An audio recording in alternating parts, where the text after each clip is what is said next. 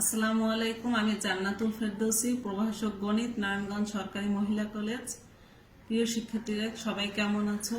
আশা করি সবাই ভালো আছো। ইতিমধ্যে তোমরা জেনেছো যে আমাদের শ্রদ্ধেয় অধ্যক্ষ স্যার বিদরা বিনতে হাবিব স্যারের নির্দেশনা ক্রমে তোমাদের অনলাইন ভিত্তিক ক্লাস নেওয়া শুরু হয়েছে। তারই ধারাবাহিকতায় আমরা আজকের সপ্তম লেকচারে প্রবেশ করতেছি। চলো আমরা যাই। তোমরা জানো যে এর আগে আমরা ঘনমূল সংক্রান্ত বিভিন্ন অঙ্ক করেছি। আজকের আমরা তার আরো গুরুত্বপূর্ণ কতগুলি অঙ্কের সমাধান করব।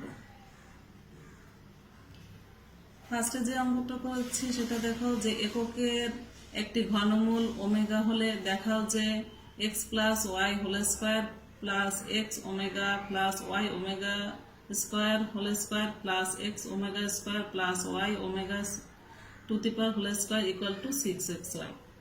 বাম পক্ষ থেকে আমরা শুরু করব। বাম পক্ষ কি হোল স্কোয়ার, সবগুলোতে দেখো হোল স্কোয়ার আছে। আমরা হোল স্কোয়ারটা কিভাবে লিখবো? X square plus Y square plus 2x। অনুরূপভাবে এগুলো লিখবো X square omega square plus Y square omega to the power 4 plus 2xy omega cube plus X square omega to the power 4 plus Y square omega square plus 2xy omega cube. এখন দেখো x square x square গুলো আমরা সব একসাথে নিয়ে আসবো, Y square গুলো একসাথে নিয়ে আসবো এবং এক্স স্কোয়ার ওয়াই স্কোয়ার বাদে যে 2xy আছে সেগুলো একসাথে নিয়ে আসবো। এক্স স্কোয়ার এখানে আছে এক্স স্কোয়ার, এখানে আছে x square plus s square into omega square, আর থার্ড নাম্বারে আছে x square omega to the power 4। অনুরূপভাবে plus Y square omega square to the power 4 y square omega square plus 2xy omega cube plus 2xy omega cube. এখন দেখো x square common নিয়ে x স্কোয়ারের সহগগুলো লিখে ফেললাম। 1 plus omega square plus omega to the power 4 plus Y square 1 plus omega to the power 4 omega square 2xy into 1 plus omega cube plus omega cube. Omega 4 কে আমরা কিভাবে লিখতে পারি? Omega cube into omega, সেখান থেকে omega কিউবের মান 1 হয়ে যায়, ওমেগা থেকে যায়।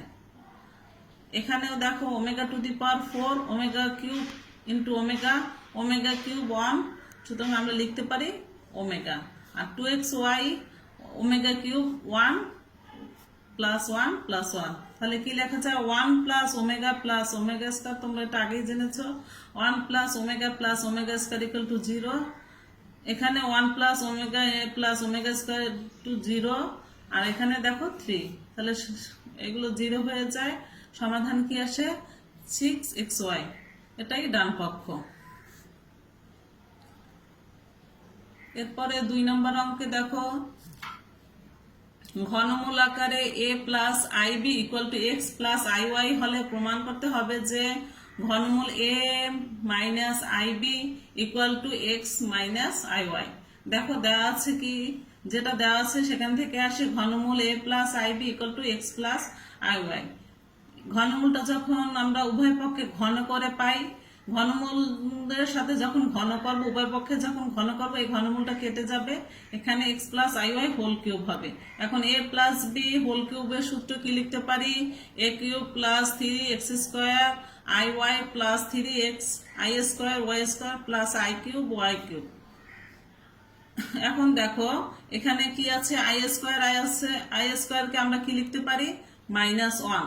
আই কিউব আছে, I square into I square লেখা যায় কি? -1, সেখান থেকে মাইনাস আই কিউব। এখন দেখো যে এক্স বহির্ভূত যে সব সংখ্যা আছে X cube minus 3x Y square একসাথে নিয়ে আসলাম, প্লাস আই কমন নিয়ে ফেললাম, 3x square Y minus Y cube. এখন উভয় পক্ষে বাস্তব এবং অবাস্তব অংশ সহগ সমীকৃত করে পাই a equal to x cube plus 3x Y square এবং b equal to 3x square Y minus Y cube. এখন দেখো আমাদের কি নির্ণয় করতে হবে? a মাইনাস আই বি এর ঘনমূল। এ মাইনাস আইবি, তাহলে আমরা এ মাইনাস আইবিটা লিখে ফেললাম। এ মাইনাস আইবি, এ এর মান বসিয়ে দেই x cube plus 3x Y square minus b এর মান কত 3x square Y minus Y cube.